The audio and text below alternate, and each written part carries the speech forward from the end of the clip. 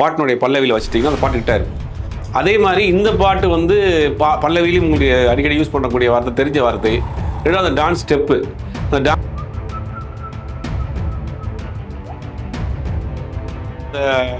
90s 2001 அந்த 2006 காலகட்டத்தில் ஒரு பெரிய என்கவுண்டர் நடந்துச்சு. அதனுடைய ப்ளஸ் என்னன்னா, இவர் படத்தை ஃபர்ஸ்ட் ஷோ அந்த தியேட்டர் ஃபீலோட பார்க்கக்கூடியதுக்கு ஒரு கூட்டம் இருக்கு. அந்த ஃபீலோட பார்க்கணும் எப்படி இருக்குன்றதுக்கு கோட்டு வந்து லியோ வசூலே டச் பண்ணலையே, அதான் பிரச்சனை. அப்படியா? லியோவுக்கும் ஜெயிலருக்கும் போட்டிட்டாங்க. கடைசியில் லியோவுக்கும் கோட்டுக்கும் போட்டி ஆகி போச்சு. அந்த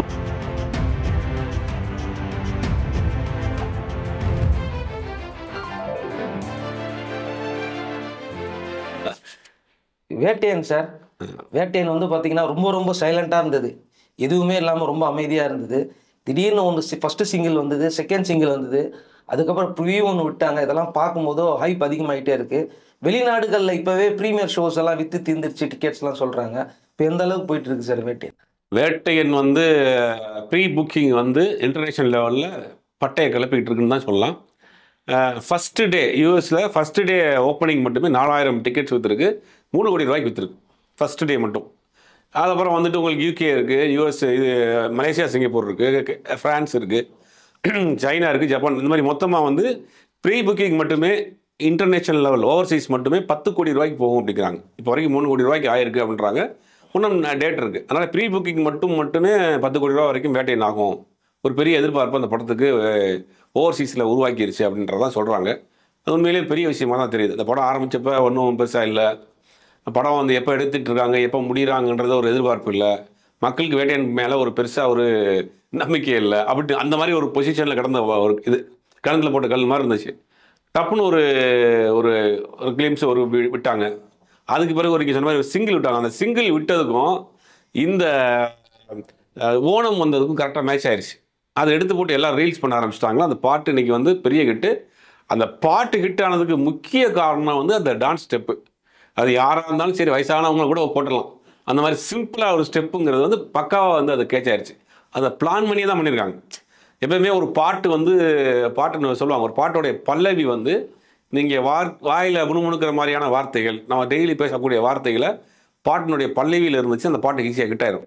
ஈஸியாக நம்ம பாடி டெய்லி புழங்குற வார்த்தைகள் பார்த்தீங்கன்னா, ஹலோ ஹலோ ஹலோ சுகமா, ஹலோ ஹலோ ராங் நம்பர், இந்த மாதிரியான சின்ன வார்த்தைகள் நம்ம பேசுகிற வார்த்தைகளை வந்து நீங்கள் பாட்டினுடைய பல்லவியில் வச்சுட்டிங்கன்னா அந்த பாட்டு கிட்டாயிரும். அதே மாதிரி இந்த பாட்டு வந்து பல்லவியிலும் உங்களுக்கு அடிக்கடி யூஸ் பண்ணக்கூடிய வார்த்தை, தெரிஞ்ச வார்த்தை. ரெண்டாவது டான்ஸ் ஸ்டெப்பு. அந்த டான்ஸ் ஸ்டெப்பு ரொம்ப ஈஸியாக இருக்கிறதுனால அந்த பாட்டு பெருசாக வந்து கொண்டு போய் சேர்த்துருச்சு. அது தொடர்ந்து வந்து அந்த ப்ரிவியூன்னு ஒரு வீடியோ ஒன்று விட்டாங்க. அது வந்து பார்க்குறப்ப கொஞ்சம் படத்துக்கு கொஞ்சம் ஹைப்பை தூக்கி பாட்டிடுச்சு.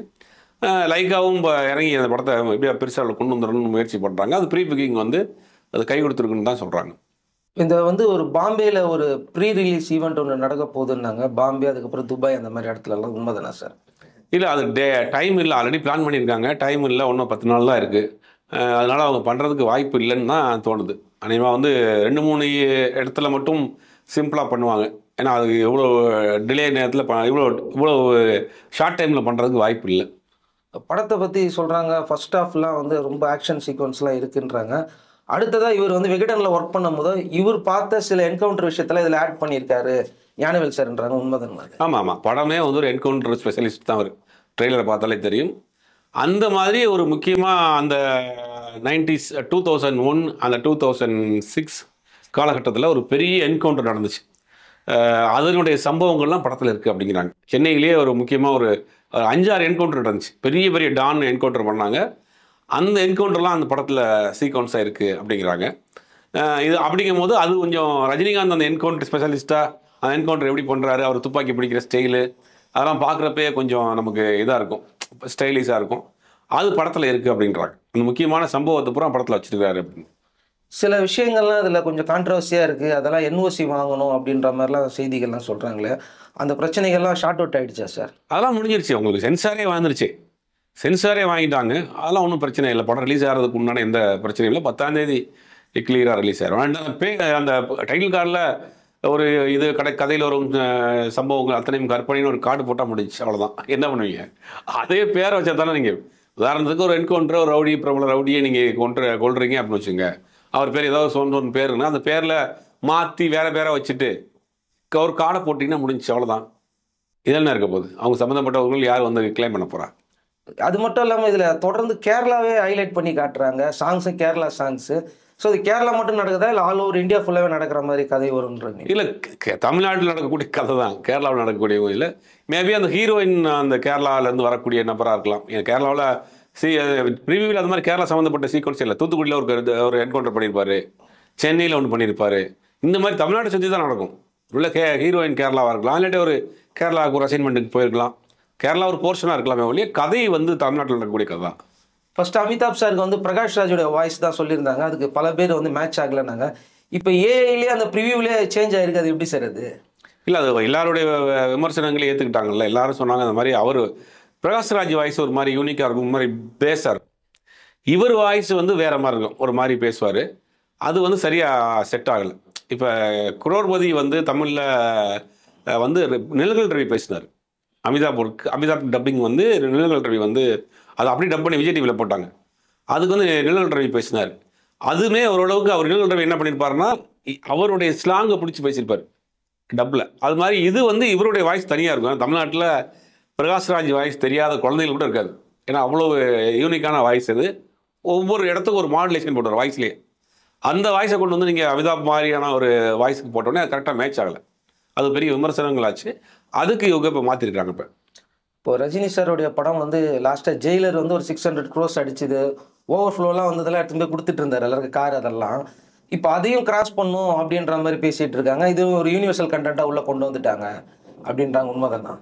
இல்லை, ஒரு பெரிய எதிர்பார்ப்பு இருக்குது இந்த படத்துக்கு. ஆனால் ரஜினிகாந்த் ஒரு பெரிய ப்ளஸ் என்னென்னா இவர் படத்தை ஃபஸ்ட் ஷோ அந்த தேட்டர் ஃபீலோடு பார்க்கக்கூடியதுக்கு ஒரு கூட்டம் இருக்குது. அந்த ஃபீலோட பார்க்கணும் எப்படி இருக்குன்றதுக்கு ஆரம்பத்துலேருந்தே அவருக்கு அந்த ஒரு கூட்டம் இருக்குது. அந்த கூட்டம் வந்து ஒரு 2 நாள் 3 நாள் நகர்த்திட்டு போகிறோம். பட் படம் நல்லா இருந்தால் தான், கண்டென்ட் வைஸ் நல்லா இருந்தால் தான், போர் அடிக்காமல் போனால் தான் உங்களுக்கு நீங்கள் கேட்குற அந்த ரேஷியோவை கிராஸ் பண்ணும். அது படம் எப்படி வந்திருக்குங்கிற படத்தை பார்த்துட்டு தான் சொல்ல முடியும். படம் வந்து நல்லா வந்திருக்குன்னு சொல்கிறாங்க, பட் மக்கள் அதை எப்படி ஏற்றுக்கிறாங்கிறத வெயிட் பண்ணி தான் பார்க்கணும். இதை வந்து ரஜினிக்கு ஏற்ற மாதிரி கொஞ்சம் கமர்ஷியலாகவும் பண்ணியிருக்காரு அப்படிங்கிற மாதிரிலாம் ஞானவேல் சாரை பற்றி சொல்கிறாங்க. பனிருத் கூட வந்து பிஜிஎம் ஸ்கோர்லாம் பண்ணிட்டு இருக்காருன்றாங்க. இது கம்ப்ளீட் ஆகிடுச்சுங்களா? வெளிநாட்டு கண்டென்ட் போயிடுச்சுங்களா? வெளிநாட்டுக்கு சென்சார் முடிஞ்சு வெளிநாட்டுக்கு போயிடுச்சு. வெளிநாட்டு கண்டென்ட் அனைமா நான் பேசிட்டு இருக்க இந்த நாளில் போயிடும். சென்சார் முடிஞ்சிருச்சு. ஓவர்சீஸ் சென்சார் ஒன்று பண்ணுவாங்க, அந்தந்த கண்ட்ரீஸில் பண்ணுவாங்க. அதுக்கு உண்டான வேலைகள்லாம் செஞ்சுக்கிட்டு இருக்காங்க. இப்போ இதில் ராணா இருக்காரு, அதுக்கு மாதிரி ஃபகத் ஃபாசில் இருக்காங்க. இவ்வளோ பெரிய ஸ்டார்ஸ் எல்லாம் உள்ளே வர்ற அளவுக்கு படம் அந்த அளவுக்கு கிரிப்பாக இருக்கும் நீங்கள் எதிர்பார்க்குறீங்களா சார்? இல்லை, கண்டிப்பாக இருக்கும். ஏதாவது நீங்கள் அவ்வளோ ஈஸியாக வந்து அவங்கள பயன்படுத்த மாட்டாங்க. அமிதாப் பச்சனே நீங்கள் தமிழில் ரஜினிகாந்தோட ஸ்க்ரீன் ஷேரிங் கொண்டு வர்றதுக்கு அப்படின்னு தான் அவர் கதை கண்டிப்பாக கேட்டிருப்பார். இப்போ அவருக்கு இம்பார்ட்டண்ட்டான விஷயம் இருக்கு, போய் தான் பண்ணுவார். அதே மாதிரி தான் ஃபகத் பாசில் வந்து செலக்டடான மூவிஸ் தான் பண்ணுறாரு. அப்போ அவருக்கு உள்ள அதில் ஏதாவது ஒரு விஷயம் இருக்க போய் தான் அவங்க கண்டிப்பாக பண்ணுறாங்க. எல்லா ஆர்டிஸ்ட்டுமே அவங்களுக்குள்ள கேரக்டர் அதில் இருந்தால் தான் பண்ணுவாங்க. இப்போ எல்லாமே பெரிய பெரிய ஆர்டிஸ்ட். இப்போ ஃபகத் பாசில் அந்த ஊரில் பெரிய ஆர்டிஸ்ட், ராணா அங்கே ஒரு பெரிய ஆர்டிஸ்டாக இருக்கார். அப்போ அவங்களுடைய கேரக்டர் வந்து டெவலப் ஆகிறதா தான் பண்ணுவாங்க. சரியாக இருக்கும். ட்ரெய்லர் வந்து ஆல்ரெடி இந்த ப்ரீவியூவே அவங்களுக்கு பெருசாக ஹைப்பை கிரியேட் பண்ணிடுச்சு இல்லையா? அதை எக்ஸ்ட்ரா ப்ரீவியூன்னு சொல்லலாம், ட்ரெய்லர்னு சொல்லலாம். அதான் ட்ரெய்லர். படத்தை வந்து இங்கே தமிழ்நாட்டில் மட்டும் எத்தனை ஸ்க்ரீனிங் பண்ணுவாங்க எதிர்பார்க்கலாம் சார்? 600 ஸ்க்ரீனிங்கிறது ஒரு சொல்கிறாங்க. ஏன்னா அந்த நேரத்தில் எந்தெந்த படம் இப்போ ஓடிட்டு இருக்க படங்கள் எத்தனை படம் எடுக்க போகிறாங்க, எது போகிறாங்கன்னு தெரியல. இப்போ லப்பர் பந்து வந்து அதிக ஸ்க்ரீன் பண்ணிட்டு இருக்காங்க நாளுக்கு நாள். அப்படிங்கும்போது அடுத்தடுத்த வாரங்களில் லப்பர் பந்து எத்தனை தேட்டர் ஸ்க்ரீன் பெருசாக போகுது அப்படிங்கிறத பொறுத்து இருக்குது. ஆனால் அந்த நேரத்தில் வேறு எந்த படமும் இல்லை. 600 ஸ்க்ரீனுக்கு மேலே தான் கண்டிப்பாக, 600 to 1000 கண்டிப்பாக இருக்கும். இப்போ இந்த படம் வந்து அதர் லாங்குவேஜில் தெலுங்கு, ஹிந்தி இந்த மாதிரி லாங்குவேஜ்லலாம் எத்தனை ஸ்க்ரீன் பண்ணுறாங்களா, இல்லை ரெகுலரான ஸ்க்ரீனிங் தானே சார்? இது ரெகுலரான ஸ்க்ரீனிங் தான், வேறு லாங்குவேஜ் கிடையாது, ரெகுலரான ஸ்க்ரீனிங் தான். இப்போ ரஜினி சாரை பொறுத்த வரைக்கும் அவர் கண்டென்ட்டில் ரொம்ப 1க்கு 10 தடவை பார்ப்பாரு அப்படின்னு சொன்னாங்களே, இதில் அந்த அளவுக்கு ஒரு இன்ட்ரெஸ்ட் காட்டியிருக்காருன்னு நீங்கள் நினைக்கிறீங்க? கண்டிப்பாக. அவர் ஏற்கனவே ஆடியோ லான்ச்சில் சொல்லியிருப்பாரு, இது வந்து என்னை நம்பி படம் போடக்கூடிய தயாரிப்பாளருக்கு நீங்கள் வந்து பார்த்து பண்ணுங்க, நீங்கள் வேறு ஒரு ஜோனரில் படம் பண்ணிட்டு வந்திருக்கீங்க, நான் என்னோடய ஆடியன்ஸ் வேறு, அதெல்லாம் யோசிச்சு பண்ணுங்கள், என்னை வச்சு நீங்கள் படம் பண்ணிருக்கான்னு கேட்டிருக்காரு. அதெல்லாம் அவரே சொன்னது தான். அப்படிங்கும் போது அவருக்கு அந்த ரஜினி ரசிகர்களுக்கு இருக்கக்கூடிய விஷயங்களே கரெக்டாக பண்ணியிருக்காருன்னு நினைக்கிறேன். ரெண்டாவது, இந்த என்கவுண்டர் சீக்வன்ஸுங்கிறது ஒரு புது களம். அது நீங்கள் என்கவுண்டர் அவன் படத்தில் நிறைய படங்களில் பார்த்துருப்போம். என்கவுண்டர் வருவாங்க, போலீஸ் துப்பாக்கியில் சுடும், கூட்டு போய் ஓட விட்டு சுட்டுட்டு அதை வந்து காசை முடிச்சிடுவாங்க. ஆனால் என்கவுண்டருக்கு ப்ரிப்பேர் ஆகிறாங்கல்ல, அது நம்ம யாரையும் சினிமாவில் பார்த்ததில்ல. என்கவுண்டர் யாரை பண்ண போகிறாங்க, அதுக்கு எத்தனை நாளாக ப்ரிப்பேர் ஆகிறாங்க, எப்படி ஸ்கெட்ச் போடுறாங்க, என்கவுண்டர் பண்ணிட்டு அது என்ன மாதிரியான விஷயங்கள்லாம் பண்ணுவாங்க அப்படிங்கிற அந்த டீட்டெயிலிங் இருக்குல்ல, அதெல்லாம் கண்டிப்பாக படத்தில் இருக்கும். அந்த ஒவ்வொரு என்கவுண்டருக்கும் பின்னாடி அந்த டீட்டெயிலிங் இருக்கும். அது உங்களுக்கு புதுசாக இருக்கும், பார்க்குறது புது கண்டென்ட்டாக இருக்கும். அதான் சொல்கிறாங்க, அந்த விஷயங்கள் ஒரு 5-6 விஷயங்கள் படத்தில் இருந்தாலே படம் வந்து பெருசாக இன்ட்ரெஸ்டிங்காக போயிடும் அப்படிங்கிறாங்க. இந்த படம் வந்து லைக்கா வந்து ரொம்ப கான்ஃபிடென்ட்டாக இருக்காங்க. டேபிள் ப்ராஃபிட்டே படத்துக்கு முன்னாடியே ஒரு நல்ல பிஸ்னஸ் கிடைக்க போகுதுன்றான் சொல்கிறாங்க. தேட்டருக்கு இங்கே வந்து ரெட் ஜெயிண்ட் வந்து பர்ச்சேஸ் பண்ணியிருக்காங்கன்றாங்க. ஸோ இதுவே ஒரு ஹைப்பாக இருக்கான்னு தான் கேட்குறேன். இல்லை, லைக்கா மாதிரியான நிறுவனங்கள்லாம் தொடர்ந்து படம் பண்ணணும். இந்த படம் ரஜினிக்கு ஒரு வெள்ளி விழாலாம் எடுக்க போகிறாங்க அப்படின்னாங்களா, அது உண்மைதானா சார்? அது இல்லை, அது சில பேர் சொல்லியிருக்கிறாங்க, அதுக்குண்டான முயற்சிகள் பண்ணிட்டு இருக்கிறாங்களாம். அது ரஜினிகாந்த் இருக்கிற அவருக்கு பிஸியில் எப்படி ஒத்துக்கிறாருன்னு தெரில. ஏன்னா வரிசையாக அவர் லைனப்பில் கூலி, ஜெயிலர் 2ன்னு வரிசையாக இருக்கார். அது எப்போ ஒத்துக்கிறாரு, எப்போ பண்ணுறாங்க அப்படின்னு தெரியல. ஆனால் எல்லாரும் அதுக்குண்டான முயற்சிகள் பண்ணிக்கிட்டு இருக்கிறதா தான் சொல்கிறாங்க. இப்போ வேட்டையன் பொறுத்த வரைக்கும் இங்கே சென்னையில் மட்டும் 100% வந்து வசூல் நல்லா தான் இருக்கும் அப்படின்ட்டு சில பேர் தியேட்டரில் சேர்ந்தவங்களே சொல்லிக்கிட்டு இருக்காங்க. ஏன்னா அவங்களுக்கு நியூஸ் போயிருக்கு, படம் வந்து கண்டென்ட் நல்லா வந்திருக்கு அப்படிங்கிற மாதிரி எல்லாரும் சொல்லிட்டு இருக்காங்க. ஸோ கன்ஃபார்மாக ஜெயிலர் அது கிராஸ் பண்ணுறதுக்கான வாய்ப்பு இருக்குன்னு சொல்கிறாங்க. இல்லை, அதான் ஏற்கனவே சொன்னானே, ஜெயிலர் கிராஸ் பண்ணுறதுக்குன்னா ஜெயிலர் வந்து நீங்கள் இதே மாதிரி தான் அந்த ஒரு கண்டென்ட்டில் அந்த ஆடியோ லான்ச்சில் பேசுகிறது தான் ஜெயிலர் எங்கேயோ தூக்கிட்டு போச்சு. ரெண்டாவது படமும் வந்து பார்க்குறப்ப நல்லா விறுவிறுன்னு போயிடும் படம். இப்போது இங்கே வந்து பார்த்தீங்கன்னா இந்தியன் 2 வந்து அவங்களுக்கு ஒரு பெரிய சர்க்கிளாக அமைஞ்சுது. ஸோ இதுலேருந்து அவங்க வெளில வரதுக்கு சான்சஸ் இருக்குங்களா அவங்களுக்கு? கண்டிப்பாக இந்த படம் ஒரு பெரிய அவங்களுக்கு ஒரு நம்பிக்கையை கொடுத்துருக்குன்னு தான் சொல்கிறாங்க. வசூல் ரீதியாகவும் சரி, பிஸ்னஸ் ரீதியாகவும் சரி. சில கம்பெனிகள் எங்களுக்கே கொடுங்கன்னு சொல்லி கேட்டு இந்த படத்தை வாங்கியிருக்கிறாங்க, நாங்கள் ரிலீஸ் பண்ணுறோம் அப்படின்னு டைக்காட்டை வந்து இந்த படத்தை கேட்டுலாம் வாங்கியிருக்கிறாங்க. அந்தளவுக்கு ப்ராஃபிட் வந்து இப்போ கண்மாடி தெரிய ஆரம்பிச்சிருச்சு, வர ஆரம்பிச்சிருச்சு அப்படிங்கிறதுனால ஒரு நம்பிக்கையில் இருக்கிறாங்க. அடுத்து விடாமுயற்சிக்கும் பெருசாக ஒரு எதிர்பார்ப்பு இருக்குது. இந்த 2 படமும் ஒரு பெரிய கை கொடுத்துச்சுன்னா தொடர்ந்து படம் பண்ணுறதுக்கு வாய்ப்பு இருக்குது. அதே மாதிரி வந்து கூலி படம் இப்போ எல்லாரும் எதிர்பார்த்துட்டு இருக்காங்க. இது டோட்டலாக முடிச்சிட்டாரு.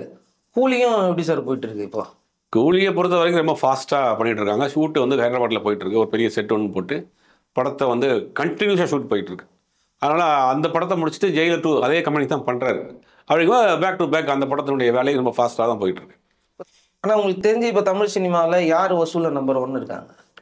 வசூலில் நம்பர் 1னா ஜெயிலர் தான். இப்போதைக்கு லாஸ்ட்டாக அவங்க சொன்ன அந்த நம்பர் பிரகாரம் பார்க்குறப்ப ஜெயிலர் தான் அதிகமான வசூலை கொடுத்த படம் சமீபத்தில்.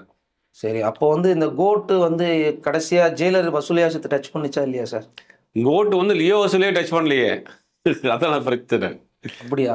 லியோவுக்கும் ஜெயிலருக்கும் போட்டிட்டாங்க. கடைசியில் லியோவுக்கும் கோட்டுக்கும் போட்டி ஆகிப்போச்சு. அந்த மாதிரியான ஒரு சுச்சுவேஷன் ஆகிடுச்சு. கோட்டு வந்து நேற்று கூட ஒரு தயாரிப்பாளர் தேட்டர் ஓனர் பேசியிருந்தார், நியூஸ்லாம் வந்துருச்சு.